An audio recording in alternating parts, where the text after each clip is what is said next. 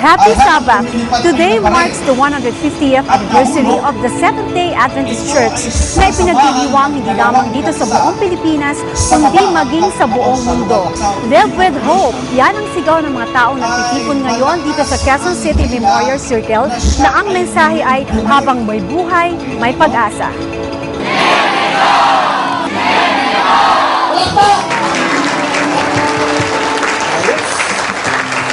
Live with Hope. Idinaan sa sigaw, kantahan at pagsusuot ng mga kulay pulang kamiseta ang pagdiriwang na ika-150 taong anibersaryo ng Seventh-day Adventist Church. May mahigit kumulang sa 1,000 miyembro nito ang nagtipon-tipon sa Quezon City Memorial Circle pa lamang. Nagbigay ng maiikli ngunit makahulugang pananalita ang ilang nakatataas na pinuno ng Seventh-day Adventist. Everything that we see on this earth that's happening, the physical, in the economic collapse, and all the many problems of our society, only tells us of what Jesus said, that this world is not our home. And I believe that with that, we should be very conscious that Jesus is really giving us the warning that this kingdom on earth will not last forever. Pastor, mensahe po sa mga tao, hindi lamang po sa mga miyembro nyo, kundi sa lahat po ng mamamayan ng Pilipinas. Maraming salamat, Emily.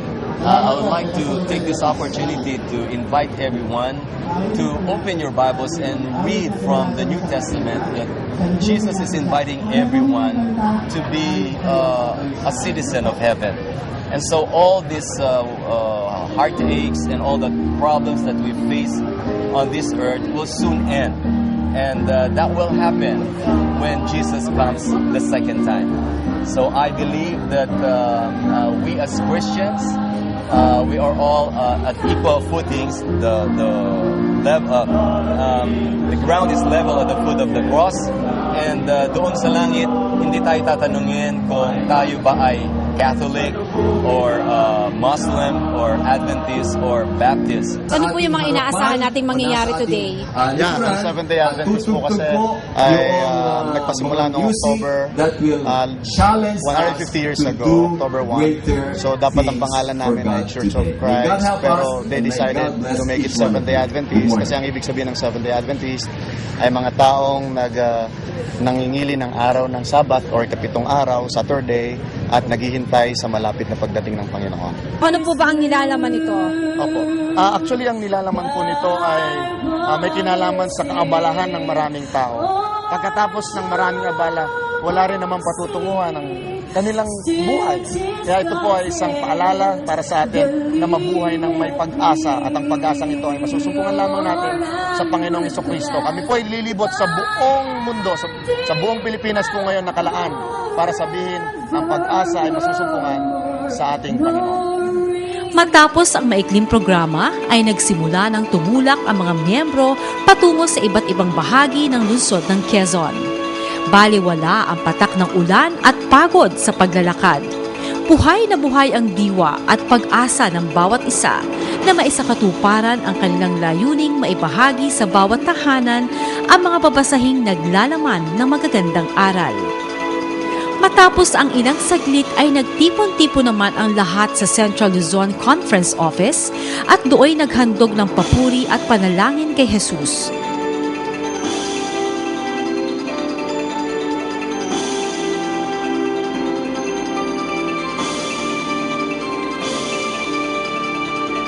Ito nandito sa aking red shirt, Live with Hope. Ito yung theme ng ating pagdiriwang ngayon. Bakit po Live with Hope and why are you doing this? Kasi ma'am, si Apostol Pablo sa kanyang sulat kay Titos, ang sabi, yung pagpalitan ni Kristo, tinatawag niyang blessed hope.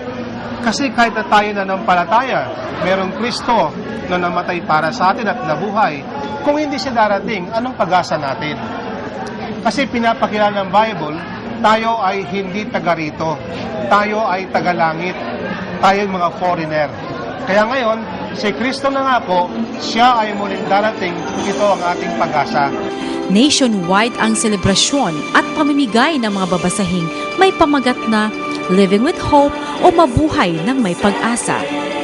Sa Pasay City naman kung saan naroroon ang North Philippine Union Conference, nangingibabaw din ang mga pulang kasuotan at pulang lobo bilang simbolo ng hope impact sa buong Pilipinas. Sino po ang mga katuwang nyo sa preparasyon? Kasi parang pinaghandaan talaga po itong araw na ito. Dito sa North Philippine Union Conference, bilang ako ang presidente dito, na nakakasakop sa buong Luzon at saka Palawan, ang mga katuwang namin dito, lahat ng mga presidente namin sa konferensya, sa mission, sa mga institutions namin ng education, sa hospital, at lahat ng mga church members, mga pastor, mga directors namin, ay katuwang namin sila sa paghahanda nito. Kaya ang lahat ay informed at talagang may impact sa kanilang buhay.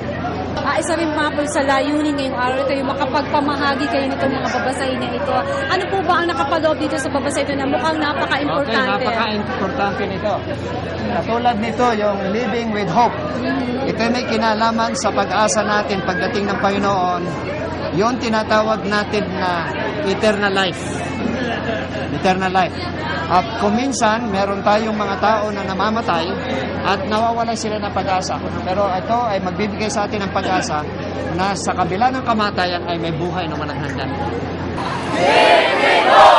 Ano yung contribution nyo? Kasi mukhang pinaghandaan po talaga ito. And congratulations for that. Ano po ang contribution nyo? Ano ang involvement nyo dito sa pagdiriwang na to?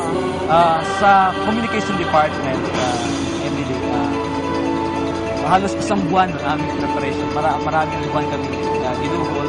Kami ay naghahanda ng aming mga IDs, ng aming mga cameramen, nag-training kami para aming makuha yung mga best shots. Ito ay ipapakita hindi lamang dito sa Pilipinas, kundi doon din sa buong mundo at makikita ito ng mga Seventh-day Adventists all around the world. So narito, kita niyo yung aking mga team. Ito ang Amazing Grace Media Production or AGMP, kilala sa AGMP, na ito ay bata pa pero nagpapasalamat ako sapagkat ang mga volunteers nito ay committed na maglingkod sa Panginoon. Maya-maya pa'y excited ang lahat nang marinig ang ugong ng helicopter na nagpaikot-ikot kasabay ang pagpapalipad ng mga pulang lobo. Tuwang-tuwa ang lahat, pati na ang mga bata na unti-unti nang namumulat sa kahalagahan ng ganitong gawain. Live with hope at magtiwala kay Kristo.